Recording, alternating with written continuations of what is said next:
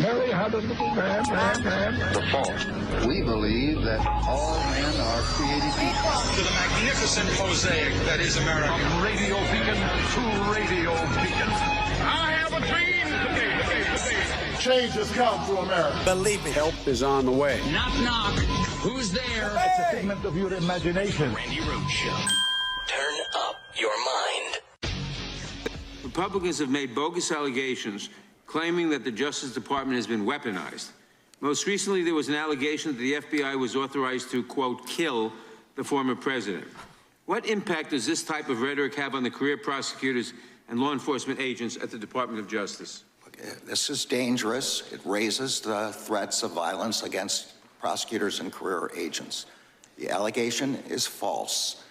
As the FBI has explained, the document that's being discussed is our standard use of force protocol, which is a limitation on the use of force and which is routinely part of the package for search warrants and was part of the package for the search of President Biden's home as well. I mean, you know, the idea that they are so enamored with things that are untrue, completely made up in their heads. And then they deploy these ideas on a massive scale so that you have crazy people, lone wolves, people who believe them, people who really believe that somebody is out to kill their beloved past president, doing violence against people who are just going to work every day, like virologists, like FBI agents who are executing a warrant where the subject of the warrant isn't even there. And the routine document that is stapled to the warrant is a violence limiting document that says that you can only, as you're executing this warrant, use deadly force against someone if they are a threat to your life, period. And they're behaving like, oh, they gave him permission to go hunting for Donald Trump at MAGA Loca. Donald Trump and his lawyers arranged with the FBI that he would not be there. And still they keep on harping on this. Still they keep on making this a real thing. They're threatening everybody's safety, everybody, including James Lankford, right? This is what we started showing you at the beginning when, of course, Biden unveiled some, sweeping asylum limiting restrictions at the border, which will not pass muster in a court. It will be blocked in a federal court. It will not. I mean, it may actually go into effect for a few minutes like the Muslim ban did, but these are the things you cannot do without legislation unless you have a health emergency, unless you have a pandemic, unless you have, some sort of an emergency of some sort that would allow a president to use executive action to shut down a U.S. border. We don't have that. We had that during the pandemic. Prior to the pandemic, do you remember how many Department of Homeland Security secretaries we had under Donald Trump? Yeah, and everybody tried everything they could, and it still did not solve the border insecurity. It didn't do a thing to tamp down immigration, lawful immigration, unlawful immigration, children immigrating, didn't do a thing. Christian Nielsen famously separated women and children. She lost her job after what? Less than 2 years. I think she lasted a year and a half. Okay. And then we got McClenian, people you don't even remember. Okay. And then we had Chad. It's always a guy named Chad Wolf, right? Remember him? He was acting. And then we had some guy after him that nobody remembers, not even me, after him also acting because they failed so miserably until a health emergency. That was Donald Trump's best friend. And that's why he didn't really care if people were dying of COVID. Really didn't care. And they still, today I saw the Republicans have this press conference. It was, oh my God, it was so chock full of lies. It was unbelievably bad. It was Ted Cruz screaming about how, these illegals, because Biden wants them in the country, again, peddling this crazy crap about if you let, I don't know, a 20-year-old in the country now, I guess in 30, 40 years, that person will somehow end up on a path to citizenship. Now I showed you the numbers, okay? It's like 79% of all the illegal immigrants that are living in this country are still illegal. But they've been living here 20, 30 years. 20, 30 years. They've never found a path to citizenship that they could get on because we don't provide one. That's the dirty little secret, okay? And so they keep on spreading this ridiculous lie that if you wait another 20, 30 years, somehow there will be a path to citizenship and all these people will get on that path to citizenship. I guess they'll be in their late 60s or early 70s if they live that long without medical care. And then they'll vote. And of course, they have deduced that the people who are here who will find a path to citizenship 20, 30 years from now will vote for a Democrat. They have decided all of this. At the same time, they're telling you that people who are Hispanic, who are here in this country legally, are voting Republican. So I don't know how they get there from here. But this is what they tell, and they were saying that today at this ridiculous press. I mean, it was so chock full of lies. He was talking about, a guy who killed cops because of Biden's catch and release program. We've always had this. We've had this because the bipartisan Senate package that would have funded more detention beds, that would have funded more asylum officers, that would have funded more asylum judges to hear those claims, that would have raised the qualification for even asking for asylum, right? It couldn't be that you could go somewhere else in your country and not be threatened by, cartel violence or gang violence of some sort, or, a political opponent who was gunning for you, I don't know, in, some far-flung reaches of South America, I don't know. But if you could live in another neighborhood, if you could live in another, state, if you could live in another location in your country, you couldn't ask for asylum. This is what we wanted to do, but you can only do that through legislation. And we got that through the Senate 4 months ago. And guess what? James Lankford's life was threatened over it. Kristen Sinema is now not going to run anymore. She's out. She doesn't want to be a senator anymore. It was her, Lankford, and Chris Murphy from Connecticut that negotiated this, okay? And it passed. 60 plus vote. 10 Republicans voted for it.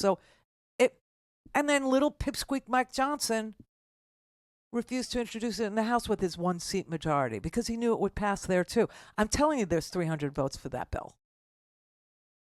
There's 300 votes for that immigration package. And that's why Mike Johnson won't introduce it, because he knows it'll pass. It will solve, well, it won't solve, but it'll go a long, long way to solving not just what's going on at our border, but to stopping coyotes, to stopping the violence against, women and children that happens as they're making their way through Mexico, whether they're coming, from Mexico, or they're coming from Venezuela, or they're coming from Cuba, or they're coming from South America, they're coming from Nicaragua or El Salvador, right? They get these coyotes in Mexico to get them through this humongous country. A lot of these women are raped. Oh, and Ted Cruz is screaming, you don't know what you're talking about unless you've looked into the eyes of a woman who was raped by her coyote and her child crying, and there's nothing you can do about it. Well, this bill would have solved a whole lot of that. Why? Because no one is going to pay $6,000 to $10,000 to a guide, a guia, a coyote, if you know that the second you get to the U.S. border, you're going to be turned around. You're going to be refused entry. You're going to be told you don't get to apply for asylum anymore. The law has changed. The rules have changed. It's not available to you. That would go a long way to stopping all this, raping that Ted Cruz claims to have witnessed. Meanwhile, where does he go when things get tough? Where does he go when, the pipes break in Texas, when the winter is rough, when it's cold outside? He goes to Cancun. That's where he goes. I guess he goes there to interview raped women. That's probably why he goes to Cancun.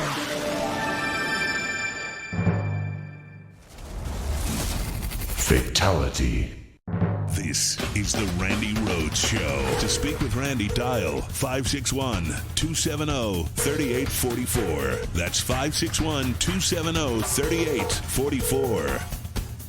All right, 48 after. Sonia in California. Hi.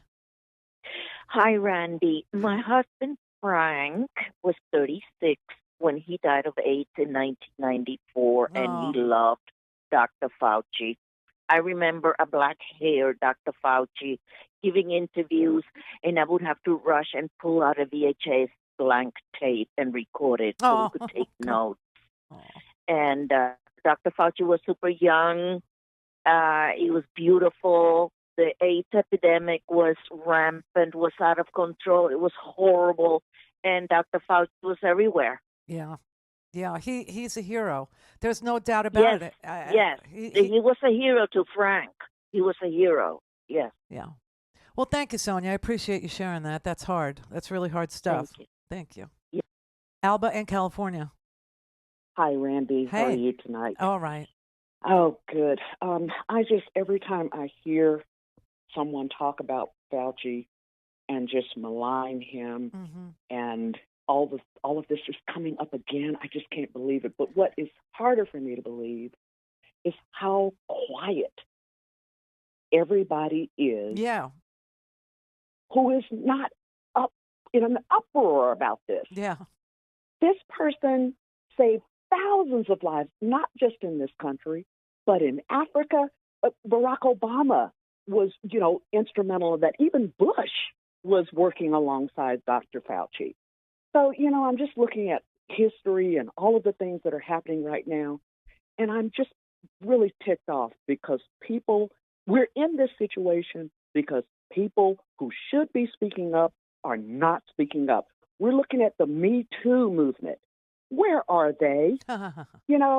Where are the people who were grateful for the work that Fauci did in terms of getting this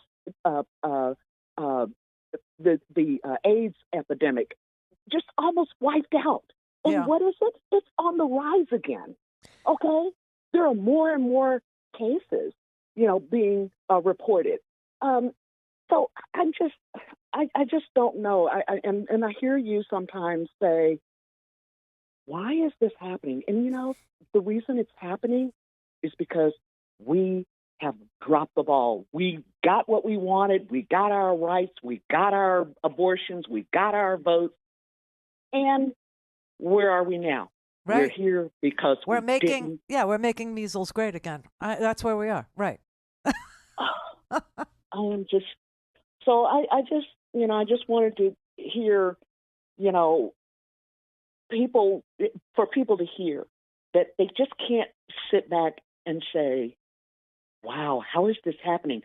I hear people think, we're going through this because we didn't keep the ball rolling. Okay, we didn't keep the ball. We can't relax. We can never relax. Well, that's We're right. always gonna be in this fight. Democracy requires participation, and Yes. And if you stop participating, you stop having a democracy. And that's just as basic as you can get with what's the problem. Now, add to that they are about to nominate a guy who's a felon. And they don't want us talking about and a racist openly. And a sexual abuser. You brought up the Me Too movement. That's why I laughed because the Me Too movement is silent on this man, and this man is right up there with the likes of Harvey Weinstein, using his power and his privilege and his celebrity to insert himself into other people's lives unwanted, and then if they come forward and they say he did that. He inserted himself into my panties while I was on a plane, unwanted. Then all of a sudden, that woman's facing death threats. Yeah. So here's what I want to ask you, and then I'm going to let you go and let other callers can come in. Randy, how in the world did Roe v. Wade not be codified? Yeah, mistake. Right, exactly. Lazy. I didn't know that the voting rights, I thought all of those things, and I think a lot of Americans are ignorant about that. We're all wondering, why are we fighting for voting rights again? Why are we? Well, that fighting for is women's legislation. rights? The Voting Rights Act is legislation. They're just gutting it. I mean, they're just saying, the Supreme Court is saying there's no more racism in America, which is the most hysterical thing I ever saw coming from a guy who's flying the, prayerful, America flag, whatever, I honestly, celebrating a time when America had slavery. So any law, we could become slaves again. Yeah. any law can be revoked. Okay. Yes. So is that where we are right now? Yes. Our laws don't work. That's anymore? kind of one of the things that has to happen is the Supreme Court's got to be looked at as being illegitimate. The Supreme Court has to be looked at as being bought and paid for, and it has to expand. We have 13, circuit courts. We should have 13 seats on the Supreme Court. It's always been like that. You have 9 circuits. You have 9 justices. Well, now we have 13, and we never expanded the court. We have to term limit them. There's a lot of repair that needs to be done to that court, and you're explaining very well why. Yeah. Yeah. Well, thank you so much, Randi. I appreciate you. I appreciate you too. Thank you. Catherine in Baltimore. Look, all the women. Hi, Randi. Hi, some girls. Really great show and some really interesting callers. I just wanted to ask you a question. Okay. If let's say, Trump is sentenced to 1 year in prison, 30 days for every violation for his gag order, and then 3 years home confinement, and the order states that he can't go out and play golf, can Governor DeSantis actually make a law or something overruling a judge's order? I just heard today that even though felons can't vote in Florida, that he's going to give him the right to vote. Oh, I see where it's coming from. Okay, so real quick, the state in which you are convicted of a felony is the state that controls whether or not you can vote. So since he was convicted in New York, and New York allows felons to vote, you have to allow him to vote in Florida. The law does not change. Okay, but he's registered. His residence is in Florida, isn't it? Yes, it is. He's a resident of Florida. However, he was convicted in New York, and the New York law prevails over his eligibility to vote. Okay, good. I really feel like I'm losing my mind. I know. I found that out the hard way too, and I was like, "What? Are you kidding me?"